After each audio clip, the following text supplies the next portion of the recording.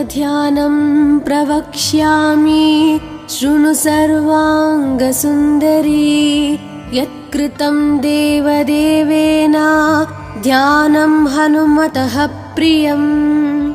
पञ्चवक्त्रं महाभीमं त्रिपञ्चनयनैर्युतं बाहुभिर्दशभिर्युक्तं सर्वकामार्थसिद्धिदम्। पूर्वं तु वानरं वक्त्रं कोटिसूर्यसमप्रभं दंष्ट्राकरालवदनं भ्रुकुटीकुटिलेक्षणम्। अस्यैव दक्षिणं वक्त्रं नारसिंहं महाद्भुतम् अत्युग्रतेजवपुषं भीषणं भयनाशनम्। पश्चिमं गारुडं वक्त्रं वक्रतुण्डं महाबलं सर्वनागाप्रशमनं विषभूतादिकृन्तनम्। उत्तरं सौकरं वक्त्रं कृष्णं दीप्तं नभोपमं पातालसिंहवेताल ज्वररोगादिकृन्तनम्। ऊर्ध्वं हयाननं घोरं दानवान्तकरं परम् येन वक्त्रेण विप्रेन्द्र तारकख्यं महासुरम्।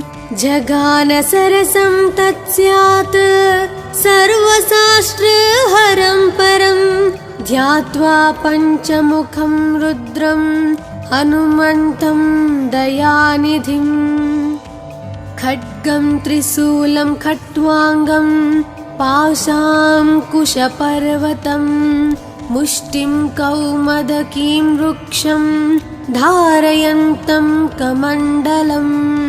बिन्दिपालं ज्ञानमुद्रां दशाभिमुनिपुङ्गवम् एतानि युधजालानि धारयन्तं भजाम्यहम्।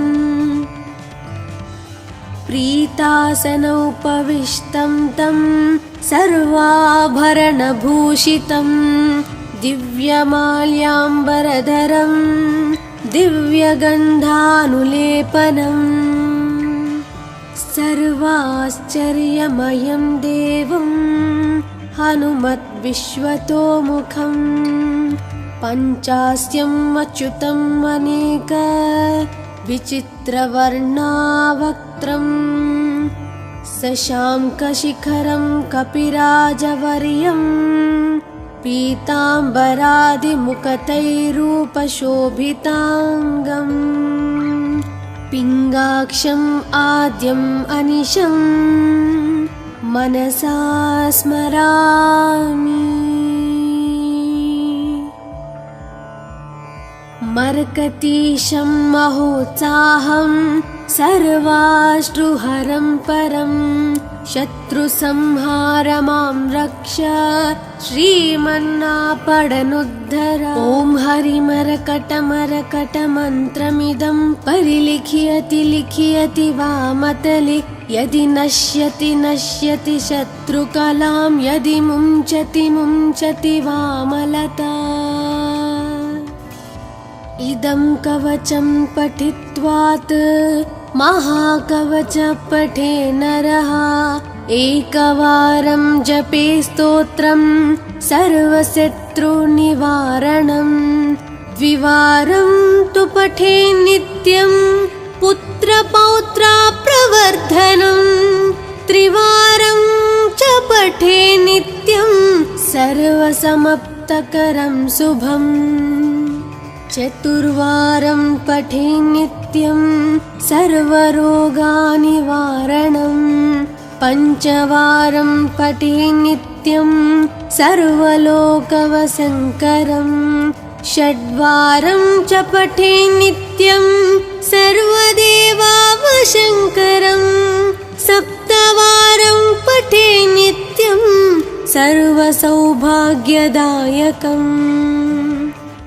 अष्टवारं पठे नित्यं मिष्टकामार्थसिद्धिदं नववारं पठे नित्यं राजभोगमवाप्नुयात् दशवारं पठे नित्यं त्रैलोक्यज्ञानदर्शनं रुद्रावृत्तिं पठे नित्यं सर्वसिद्धिर्भवेर्ध्रुवम् कवचस्मतरणेनैव महाबलमवाप्नुयात् सुदर्शनसंहितायां श्रीरामचन्द्रसीताप्रोक्तं श्रीपञ्चमुखहनुमत्कवचं सम्पूर्णम् अथ ध्यानं प्रवक्ष्यामि शृणु सर्वाङ्गसुन्दरी यत्कृतं देवदेवेन ध्यानं हनुमतः प्रियम् पञ्चवक्त्रं महाभीमं त्रिपञ्चनयनैर्युतं बाहुभिर्दशभिर्युक्तं सर्वकामार्थसिद्धिदम् पूर्वं तु वानरं वक्त्रं कोटिसूर्यसमप्रभं दंष्ट्राकरालवदनं भ्रुकुटीकुटिलेक्षणम् अस्यैव दक्षिणं वक्त्रं नारसिंहं महाद्भुतम् अत्युग्रतेजवपुषं भीषणं भयनाशनम् पश्चिमं गारुडं वक्त्रं वक्रतुण्डं महाबलं सर्वनागाप्रशमनं विषभूतादिकृन्तनम् उत्तरं सौकरं वक्त्रं कृष्णं दीप्तं नभोपमं पातालसिंहवेताल ज्वररोगादिकृन्तनम् ऊर्ध्वं हयाननं घोरं दानवान्तकरं परम् येन वक्त्रेण विप्रेन्द्र तारकख्यं महासुरं जगानसरसं तत्स्यात् सर्वशास्त्रहरं परं ध्यात्वा पञ्चमुखं रुद्रं हनुमन्तं दयानिधिम् खड्गं त्रिशूलं खट्वाङ्गं पाशाङ्कुशपर्वतं मुष्टिं कौमदकीं वृक्षं धारयन्तं कमण्डलं बिन्दिपालं ज्ञानमुद्रां दशाभिमुनिपुङ्गवम् एतानि युधजालानि धारयन्तं भजाम्यहम् प्रीतासनोपविष्टं तं सर्वाभरणभूषितं दिव्यमाल्याम्बरधरं दिव्यगन्धानुलेपनम् सर्वाश्चर्यमयं देवं हनुमद्विश्वतोमुखं पञ्चास्यम् अच्युतम् अनेक विचित्रवर्णावक्त्रं शशाङ्कशिखरं कपिराजवर्यं पीताम्बरादिमुखतैरूपशोभिताङ्गम् पिङ्गाक्षम् आद्यम् अनिशं मनसा स्मरामि मर्कतीशं महोत्साहं सर्वाश्रुहरं परं शत्रुसंहारमां रक्ष श्रीमन्नापडनुद्धर ॐ हरिमरकटमरकटमन्त्रमिदं परिलिख्यति लिख्यति वामतले यदि नश्यति नश्यति शत्रुकलां यदि मुञ्चति मुञ्चति वामलता इदं कवचं पठित्वात् महाकवच पठे नरः एकवारं जपे स्तोत्रं सर्वशत्रुनिवारणं द्विवारं तु पठे नित्यं पुत्रपौत्रा प्रवर्धनं त्रिवारं च पठे नित्यं सर्वसमप्तकरं शुभम् चतुर्वारं पठे नित्यं सर्वरोगानिवारणं पञ्चवारं पठे नित्यं सर्वलोकवशङ्करं षड्वारं च पठे नित्यं सर्वदेवावशङ्करं सप्तवारं पठे नित्यं सर्वसौभाग्यदायकम् अष्टवारं पठे नित्यं मिष्टकामार्थसिद्धिदं नववारं पठे नित्यं राजभोगमवाप्नुयात् दशवारं पठे नित्यं त्रैलोक्यज्ञानदर्शनं रुद्रावृत्तिं पठे नित्यं सर्वसिद्धिर्भवेर्ध्रुवम् कवचस्मतरणेनैव महाबलमवाप्नुयात् सुदर्शनसंहितायां श्रीरामचन्द्रसीताप्रोक्तं श्रीपञ्चमुखहनुमत्कवचं सम्पूर्णम् अथ ध्यानं प्रवक्ष्यामि शृणु सर्वाङ्गसुन्दरी यत्कृतं देवदेवेन ध्यानं हनुमतः प्रियं पञ्चवक्त्रं महाभीमं त्रिपञ्चनयनैर्युतं बाहुभिर्दशभिर्युक्तं सर्वकामार्थसिद्धिदम् पूर्वं तु वानरं वक्त्रं कोटिसूर्यसमप्रभं दंष्ट्राकरालवदनं भ्रुकुटीकुटिलेक्षणम् अस्यैव दक्षिणं वक्त्रं नारसिंहं महाद्भुतम् अत्युग्रतेजवपुषं भीषणं भयनाशनम्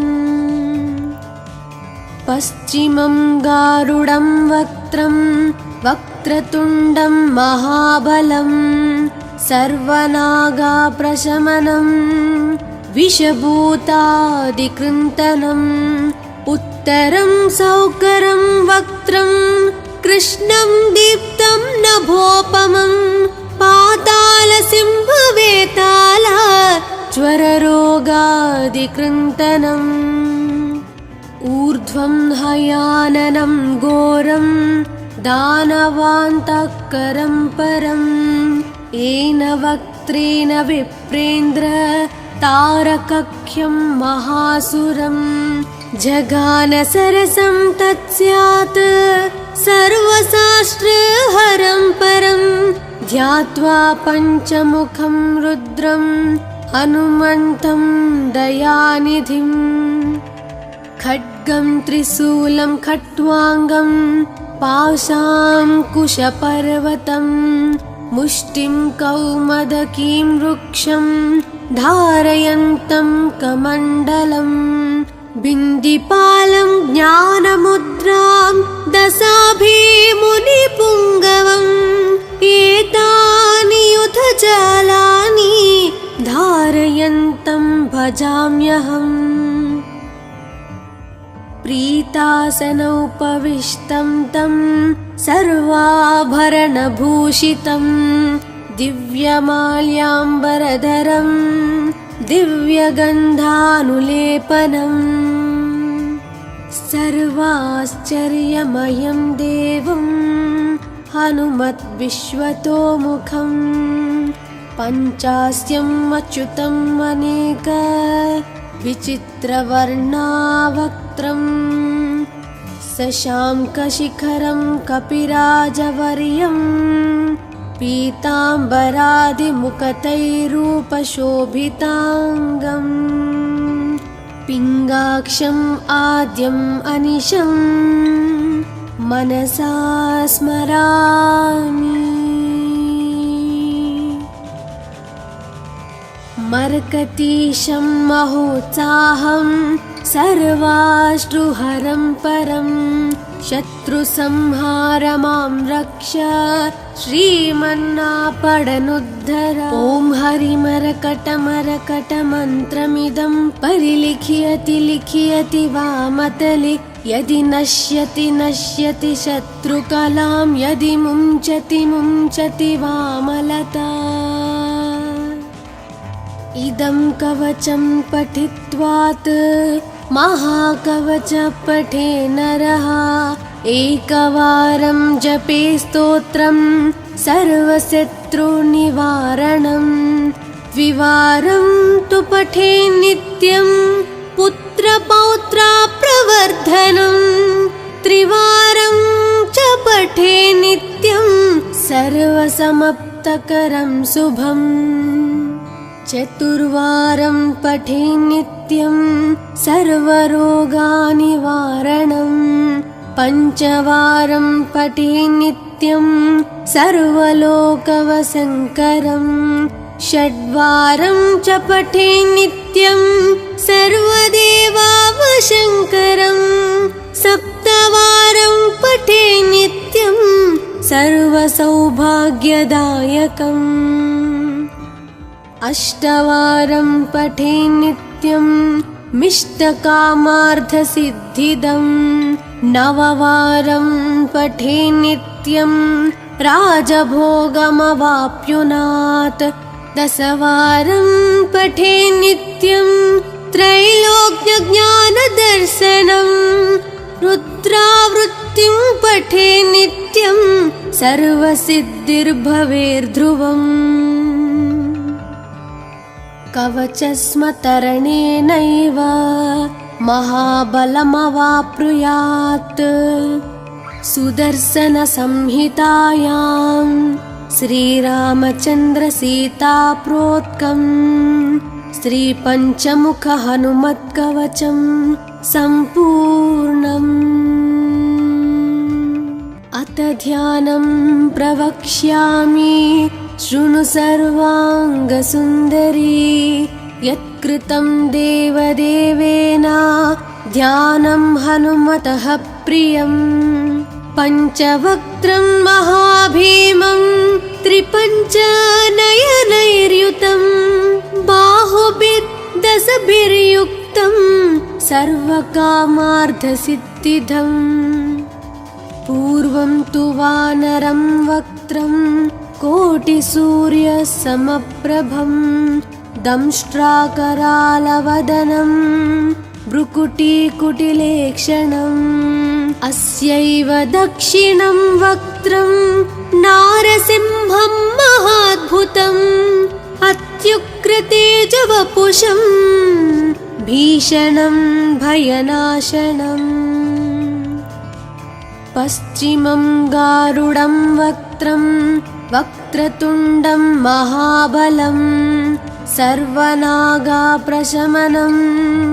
विषभूतादिकृन्तनम् उत्तरं सौकरं वक्त्रं कृष्णं दीप्तं नभोपमं पातालसिंहवेताल ज्वररोगादिकृन्तनम् ऊर्ध्वं हयाननं घोरं दानवान्तकरं परं येन वक्त्रेण विप्रेन्द्र तारकख्यं महासुरं जगानसरसं तत्स्यात् सर्वशास्त्रहरं परं ध्यात्वा पञ्चमुखं रुद्रं हनुमन्तं दयानिधिम् खड्गं त्रिशूलं खट्वाङ्गं पाशाङ्कुशपर्वतं मुष्टिं कौमदकीं वृक्षं धारयन्तं कमण्डलं बिन्दिपालं ज्ञानमुद्रां दशाभिमुनिपुङ्गवम् एतानि युधजालानि धारयन्तं भजाम्यहम् प्रीतासनोपविष्टं तं सर्वाभरणभूषितं दिव्यमाल्याम्बरधरं दिव्यगन्धानुलेपनम् सर्वाश्चर्यमयं देवं हनुमद्विश्वतोमुखं पञ्चास्यम् अच्युतम् अनेक विचित्रवर्णावक्त्रम् शशाङ्कशिखरं कपिराजवर्यं पीताम्बरादिमुकुटैरूपशोभिताङ्गम् पिङ्गाक्षम् आद्यम् अनिशं मनसा स्मरामि। मर्कतीशं महोत्साहं सर्वाश्रुहरं परं शत्रुसंहारमां रक्ष श्रीमन्नापडनुद्धर। ॐ हरिमरकटमरकटमन्त्रमिदं परिलिख्यति लिख्यति वामतले यदि नश्यति नश्यति शत्रुकलां यदि मुञ्चति मुञ्चति वामलता। इदं कवचं पठित्वात् महाकवच पठे नरः एकवारं जपे स्तोत्रं सर्वशत्रुनिवारणं द्विवारं तु पठे नित्यं पुत्रपौत्रप्रवर्धनं त्रिवारं च पठे नित्यं सर्वसमाप्तकरं शुभम् चतुर्वारं पठे नित्यं सर्वरोगनिवारणं पञ्चवारं पठे नित्यं सर्वलोकवशङ्करं षड्वारं च पठे नित्यं सर्वदेवावशङ्करं सप्तवारं पठे नित्यं सर्वसौभाग्यदायकम्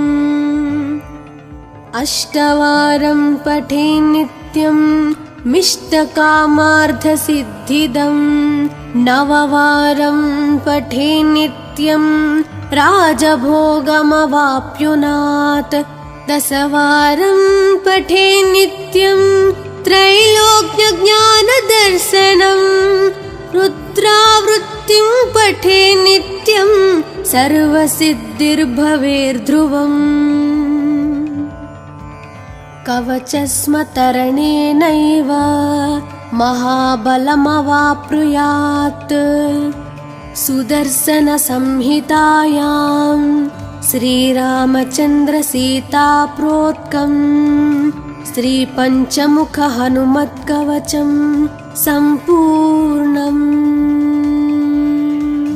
अथ ध्यानं प्रवक्ष्यामि शृणु सर्वाङ्गसुन्दरी यत्कृतं देवदेवेन ध्यानं हनुमतः प्रियं पञ्चवक्त्रं महाभीमं त्रिपञ्चनयनैर्युतं बाहुभिर्दशभिर्युक्तं सर्वकामार्थसिद्धिदम् पूर्वं तु वानरं वक्त्रं कोटिसूर्यसमप्रभं दंष्ट्राकरालवदनं भ्रुकुटीकुटिलेक्षणम् अस्यैव दक्षिणं वक्त्रं नारसिंहं महाद्भुतम् अत्युग्रतेजवपुषं भीषणं भयनाशनम्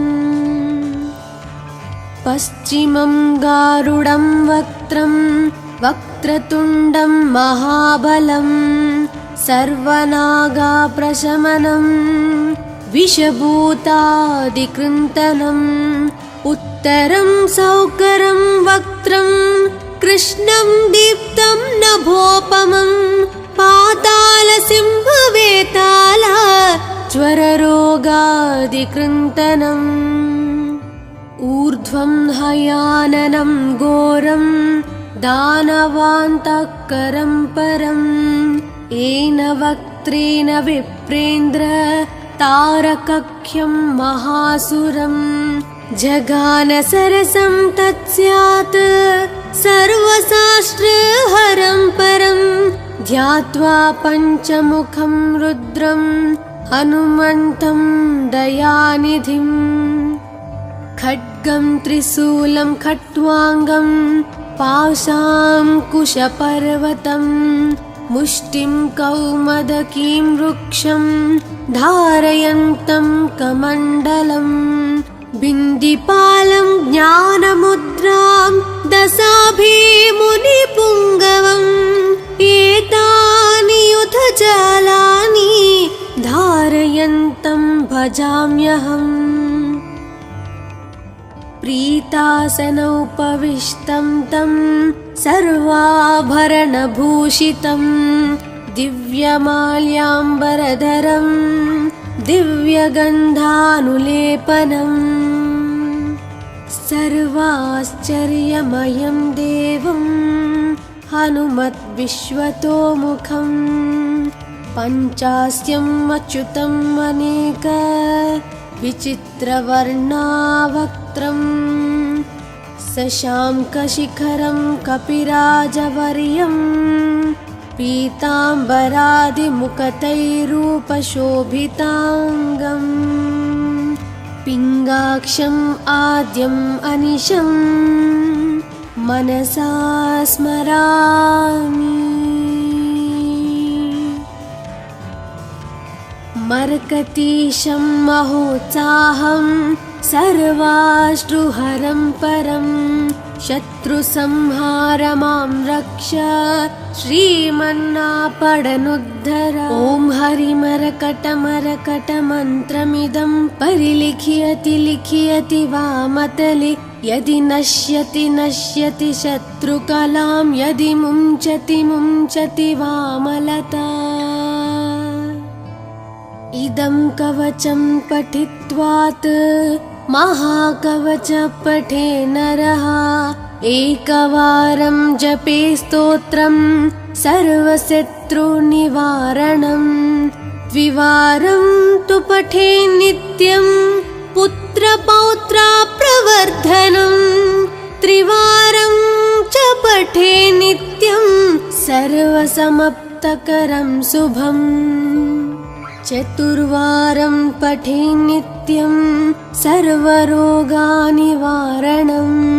पञ्चवारं पठे नित्यं सर्वलोकवशङ्करं षड्वारं च पठे नित्यं सर्वदेवावशङ्करं सप्तवारं पठे नित्यं सर्वसौभाग्यदायकम्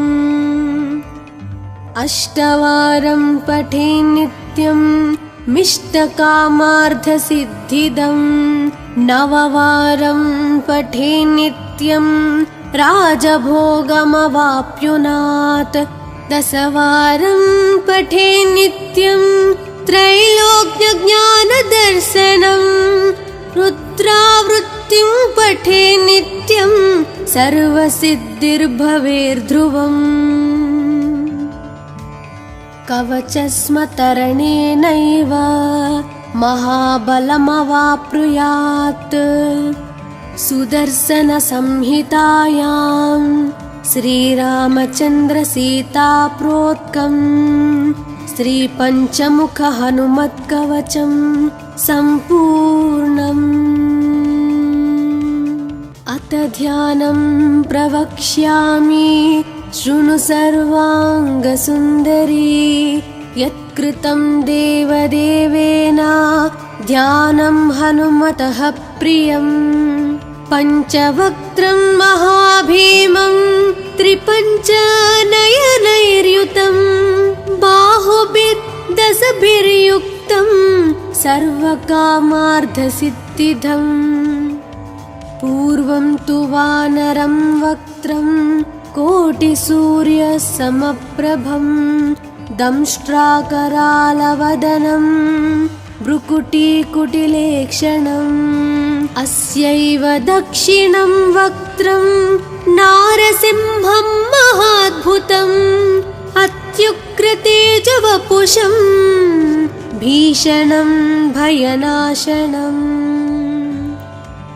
पश्चिमं गारुडं वक्त्रं वक्रतुण्डं महाबलं सर्वनागाप्रशमनं विषभूतादिकृन्तनम् उत्तरं सौकरं वक्त्रं कृष्णं दीप्तं नभोपमं पातालसिंहवेताल ज्वररोगादिकृन्तनम् ऊर्ध्वं हयाननं घोरं दानवान्तःकरं परम् येन वक्त्रेण विप्रेन्द्र तारकख्यं महासुरम् जगानसरसं तत्स्यात् सर्वशास्त्रहरं परं ध्यात्वा पञ्चमुखं रुद्रं हनुमन्तं दयानिधिम् खड्गं त्रिशूलं खट्वाङ्गं पाशाङ्कुशपर्वतं मुष्टिं कौमदकीं वृक्षं धारयन्तं कमण्डलम् बिन्दिपालं ज्ञानमुद्रां दशाभिमुनिपुङ्गवम् एतानि युधजालानि धारयन्तं भजाम्यहम् प्रीतासनोपविष्टं तं सर्वाभरणभूषितं दिव्यमाल्याम्बरधरं दिव्यगन्धानुलेपनम् सर्वाश्चर्यमयं देवं हनुमद्विश्वतोमुखं पञ्चास्यम् अच्युतम् अनेक विचित्रवर्णावक्त्रं शशाङ्कशिखरं कपिराजवर्यं पीताम्बरादिमुकुटैरूपशोभिताङ्गम् पिङ्गाक्षम् आद्यम् अनिशं मनसा स्मरामि मर्कटीशं महोत्साहं सर्वाश्रुहरं परं शत्रुसंहारमां रक्ष श्रीमन्नापडनुद्धर ॐ हरिमरकटमरकटमन्त्रमिदं परिलिख्यति लिख्यति वामतले यदि नश्यति नश्यति शत्रुकलां यदि मुञ्चति मुञ्चति वामलता इदं कवचं पठित्वात् महाकवच पठे नरः एकवारं जपे स्तोत्रं सर्वशत्रुनिवारणं द्विवारं तु पठे नित्यं पुत्रपौत्राप्रवर्धनं त्रिवारं च पठे नित्यं सर्वसमाप्तकरं शुभम् चतुर्वारं पठे नित्यं सर्वरोगनिवारणं पञ्चवारं पठे नित्यं सर्वलोकवशङ्करं षड्वारं च पठे नित्यं सर्वदेवावशङ्करं सप्तवारं पठे नित्यं सर्वसौभाग्यदायकम् अष्टवारं पठे नित्यं मिष्टकामार्थसिद्धिदं नववारं पठे नित्यं राजभोगमवाप्नुयात् दशवारं पठे नित्यं त्रैलोक्यज्ञानदर्शनं रुद्रावृत्तिं पठे नित्यं सर्वसिद्धिर्भवेर्ध्रुवम् कवचस्मतरणेनैव महाबलमवाप्नुयात् सुदर्शनसंहितायां श्रीरामचन्द्रसीताप्रोक्तं श्रीपञ्चमुखहनुमत्कवचं सम्पूर्णम् अथ ध्यानं प्रवक्ष्यामि शृणु सर्वाङ्गसुन्दरी यत्कृतं देवदेवेन ध्यानं हनुमतः प्रियम् पञ्चवक्त्रं महाभीमं त्रिपञ्चनयनैर्युतं बाहुभिर्दशभिर्युक्तं सर्वकामार्थसिद्धिदम् पूर्वं तु वानरं वक्त्रं कोटिसूर्यसमप्रभं दंष्ट्राकरालवदनं भ्रुकुटीकुटिलेक्षणम् अस्यैव दक्षिणं वक्त्रं नारसिंहं महाद्भुतम् अत्युग्रतेजवपुषं भीषणं भयनाशनम् पश्चिमं गारुडं वक्त्रं वक्रतुण्डं महाबलं सर्वनागाप्रशमनं विषभूतादिकृन्तनम् उत्तरं सौकरं वक्त्रं कृष्णं दीप्तं नभोपमं पातालसिंहवेताल ज्वररोगादिकृन्तनम् ऊर्ध्वं हयाननं घोरं दानवान्तःकरं परम् येन वक्त्रेण विप्रेन्द्र तारकख्यं महासुरम् जगानसरसं तत्स्यात् सर्वशास्त्रहरं परं ध्यात्वा पञ्चमुखं रुद्रं हनुमन्तं दयानिधिम् खड्गं त्रिशूलं खट्वाङ्गं पाशाङ्कुशपर्वतं मुष्टिं कौमदकीं वृक्षं धारयन्तं कमण्डलम् बिन्दिपालं ज्ञानमुद्रां दशाभिमुनिपुङ्गवम् एतानि युधजालानि धारयन्तं भजाम्यहम् प्रीतासनोपविष्टं तं सर्वाभरणभूषितं दिव्यमाल्याम्बरधरं दिव्यगन्धानुलेपनम् सर्वाश्चर्यमयं देवं हनुमद्विश्वतोमुखं पञ्चास्यम् अच्युतम् अनेक विचित्रवर्णावक्त्रं शशाङ्कशिखरं कपिराजवर्यं पीताम्बरादिमुखतैरूपशोभिताङ्गम् पिङ्गाक्षम् आद्यम् अनिशं मनसा स्मरामि। मर्कतीशं महोत्साहं सर्वाश्रुहरं परं शत्रुसंहारमां रक्ष श्रीमन्नापडनुद्धर। ॐ हरिमरकटमरकटमन्त्रमिदं परिलिख्यति लिख्यति वामतले यदि नश्यति नश्यति शत्रुकलां यदि मुञ्चति मुञ्चति वामलता।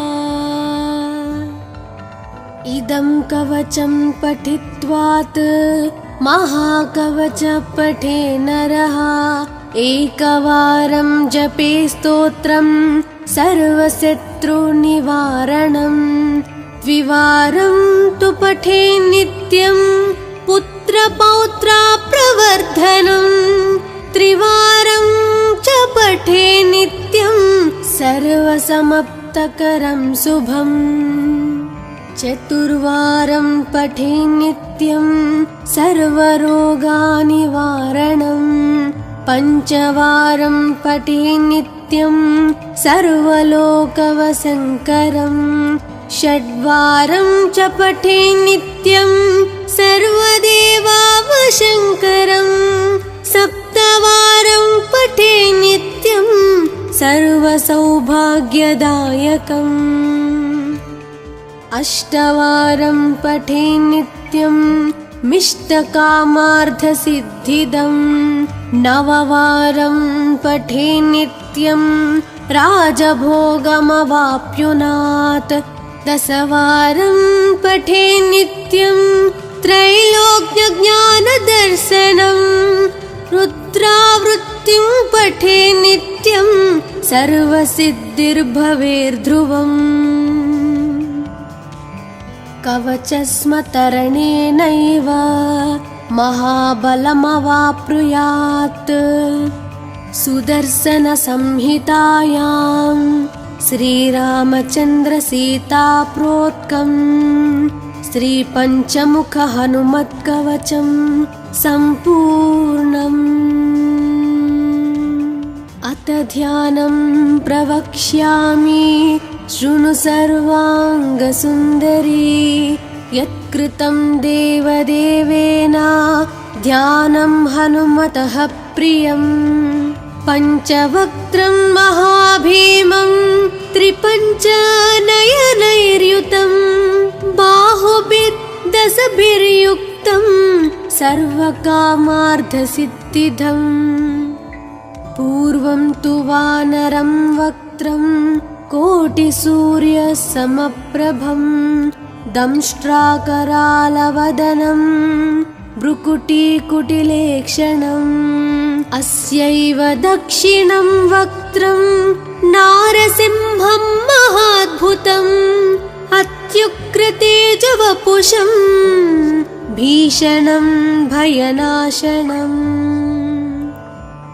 पश्चिमं गारुडं वक्त्रं वक्रतुण्डं महाबलं सर्वनागाप्रशमनं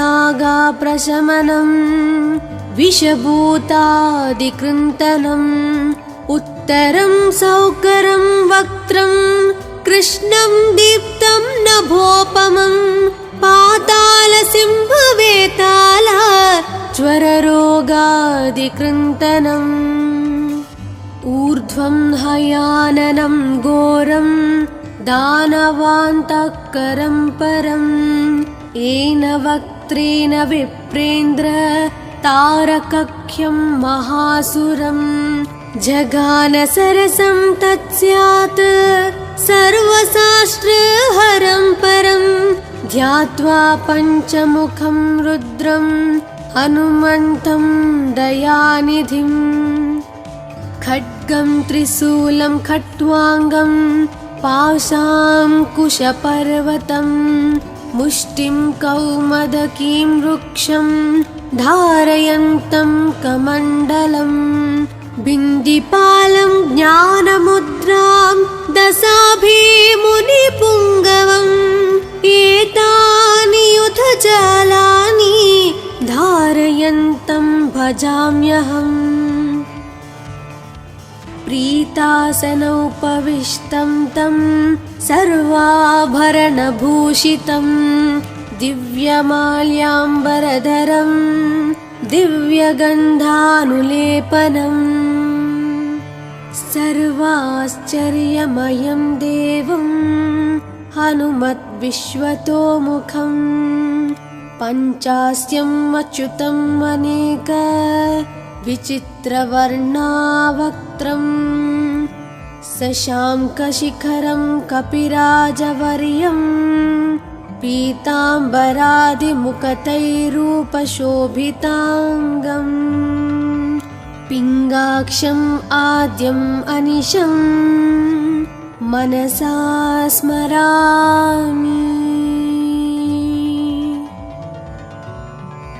मर्कतीशं महोत्साहं सर्वाश्रुहरं परं शत्रुसंहार मां रक्ष श्रीमन्नापडनुद्धर ॐ हरिमरकटमरकटमन्त्रमिदं परिलिखियति लिखियति वामतले यदि नश्यति नश्यति शत्रुकलां यदि मुञ्चति मुञ्चति वामलता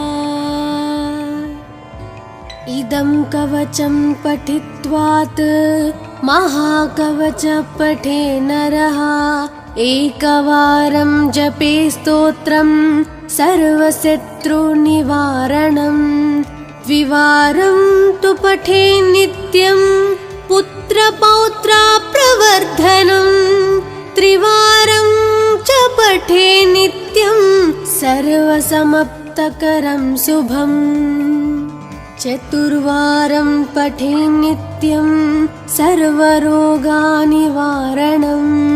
पञ्चवारं पठे नित्यं सर्वलोकवशङ्करं। षड्वारं च पठे नित्यं सर्वदेवावशङ्करं। सप्तवारं पठे नित्यं सर्वसौभाग्यदायकम्। अष्टवारं पठे नित्यं मिष्टकामार्थसिद्धिदं। नववारं पठे नित्यं राजभोगमवाप्नुयात्। दशवारं पठे नित्यं त्रैलोक्यज्ञानदर्शनं। रुद्रावृत्तिं पठे नित्यं सर्वसिद्धिर्भवेर्ध्रुवम्। कवचस्मतरणेनैव महाबलमवाप्नुयात्। सुदर्शनसंहितायां श्रीरामचन्द्रसीताप्रोक्तं श्रीपञ्चमुखहनुमत्कवचं सम्पूर्णम्। अथ ध्यानं प्रवक्ष्यामि शृणु सर्वाङ्गसुन्दरी। यत्कृतं देवदेवेन ध्यानं हनुमतः प्रियं। पञ्चवक्त्रं महाभीमं त्रिपञ्चनयनैर्युतं। बाहुभिर्दशभिर्युक्तं सर्वकामार्थसिद्धिदम्।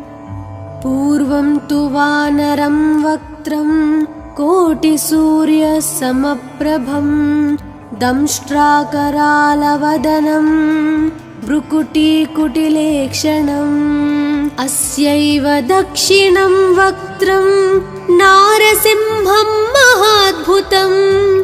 अत्युग्रतेजवपुषं भीषणं भयनाशनम्। पश्चिमं गारुडं वक्त्रं वक्रतुण्डं महाबलं। सर्वनागाप्रशमनं विषभूतादिकृन्तनम्। उत्तरं सौकरं वक्त्रं कृष्णं दीप्तं नभोपमं। पातालसिंहवेताल ज्वररोगादिकृन्तनम्। ऊर्ध्वं हयाननं घोरं दानवान्तकरं परम्।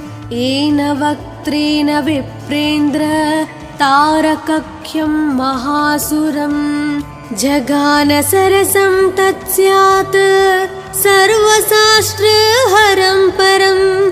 ध्यात्वा पञ्चमुखं रुद्रं हनुमन्तं दयानिधिम्। खड्गं त्रिशूलं खट्वाङ्गं पाशाङ्कुशपर्वतं। मुष्टिं कौमदकीं वृक्षं धारयन्तं कमण्डलम्। बिन्दिपालं ज्ञानमुद्रां दशाभिमुनिपुङ्गवम्। एतानि युधजालानि धारयन्तं भजाम्यहम्। प्रीतासनोपविष्टं तं सर्वाभरणभूषितं। दिव्यमाल्याम्बरधरं दिव्यगन्धानुलेपनम्। सर्वाश्चर्यमयं देवं हनुमद्विश्वतोमुखं। पञ्चास्यम् अच्युतम् अनेक विचित्रवर्णावक्त्रं। शशाङ्कशिखरं कपिराजवर्यं। पीताम्बरादिमुखतैरूपशोभिताङ्गम्। पिङ्गाक्षम् आद्यम् अनिशं मनसा स्मरामि। मर्कटीशं महोत्साहं सर्वाश्रुहरं परं। शत्रुसंहार मां रक्ष श्रीमन्नापडनुद्धर। ॐ हरिमरकटमरकटमन्त्रमिदं परिलिखियति लिखियति वामतले। यदि नश्यति नश्यति शत्रुकलां यदि मुञ्चति मुञ्चति वामलता। इदं कवचं पठित्वात् महाकवच पठे नरः। एकवारं जपे स्तोत्रं सर्वशत्रुनिवारणं। द्विवारं तु पठे नित्यं पुत्रपौत्राप्रवर्धनं। त्रिवारं च पठे नित्यं सर्वसमाप्तकरं शुभम्। चतुर्वारं पठे नित्यं सर्वरोगनिवारणं। पञ्चवारं पठे नित्यं सर्वलोकवशङ्करं। षड्वारं च पठे नित्यं सर्वदेवावशङ्करं। सप्तवारं पठे नित्यं सर्वसौभाग्यदायकम्। अष्टवारं पठे नित्यं मिष्टकामार्थसिद्धिदं। नववारं पठे नित्यं राजभोगमवाप्नुयात्। दशवारं पठे नित्यं त्रैलोक्यज्ञानदर्शनं। रुद्रावृत्तिं पठे नित्यं सर्वसिद्धिर्भवेर्ध्रुवम्। कवचस्मतरणेनैव महाबलमवाप्नुयात्। सुदर्शनसंहितायां श्रीरामचन्द्रसीताप्रोक्तं श्रीपञ्चमुखहनुमत्कवचं सम्पूर्णम्। अथ ध्यानं प्रवक्ष्यामि शृणु सर्वाङ्गसुन्दरी। यत्कृतं देवदेवेन ध्यानं हनुमतः प्रियम्। पञ्चवक्त्रं महाभीमं त्रिपञ्चनयनैर्युतं। बाहुभिर्दशभिर्युक्तं सर्वकामार्थसिद्धिदम्। पूर्वं तु वानरं वक्त्रं कोटिसूर्यसमप्रभं। दंष्ट्राकरालवदनं भ्रुकुटीकुटिलेक्षणम्। अस्यैव दक्षिणं वक्त्रं नारसिंहं महाद्भुतम्। अत्युग्रतेजवपुषं भीषणं भयनाशनम्। पश्चिमं गारुडं वक्त्रं वक्रतुण्डं महाबलं। सर्वनागाप्रशमनं विषभूतादिकृन्तनम्। उत्तरं सौकरं वक्त्रं कृष्णं दीप्तं नभोपमं। पातालसिंहवेताल ज्वररोगादिकृन्तनम्। ऊर्ध्वं हयाननं घोरं दानवान्तकरं परम्। येन वक्त्रेण विप्रेन्द्र तारकख्यं महासुरं। जगानसरसं तत्स्यात् सर्वशास्त्रहरं परं। ध्यात्वा पञ्चमुखं रुद्रं हनुमन्तं दयानिधिम्। खड्गं त्रिशूलं खट्वाङ्गं पाशाङ्कुशपर्वतं। मुष्टिं कौमदकीं वृक्षं धारयन्तं कमण्डलम्। बिन्दिपालं ज्ञानमुद्रां दशाभिमुनिपुङ्गवम्। एतानि युधजालानि धारयन्तं भजाम्यहम्।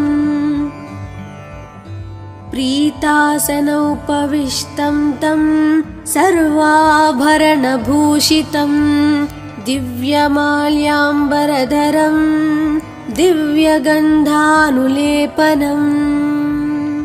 सर्वाश्चर्यमयं देवं हनुमद्विश्वतोमुखम् पञ्चास्यम् अच्युतम् अनेक विचित्रवर्णावक्त्रम् शशाङ्कशिखरं कपिराजवर्यम् पीताम्बरादिमुखतैरूपशोभिताङ्गम् पिङ्गाक्षम् आद्यम् अनिशम् मनसा स्मरामि। मर्कतीशं महोत्साहं सर्वाश्रुहरं परं शत्रुसंहारमां रक्ष श्रीमन्नापडनुद्धर। ॐ हरिमरकटमरकटमन्त्रमिदं परिलिख्यति लिख्यति वामतले यदि नश्यति नश्यति शत्रुकलां यदि मुञ्चति मुञ्चति वामलता।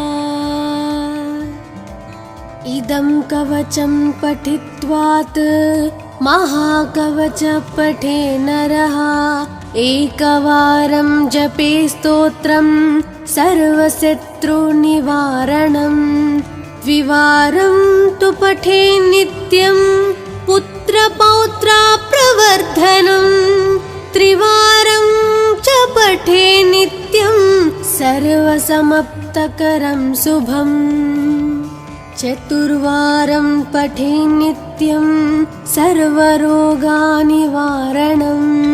पञ्चवारं पठे नित्यं सर्वलोकवशङ्करं षड्वारं च पठे नित्यं सर्वदेवावशङ्करं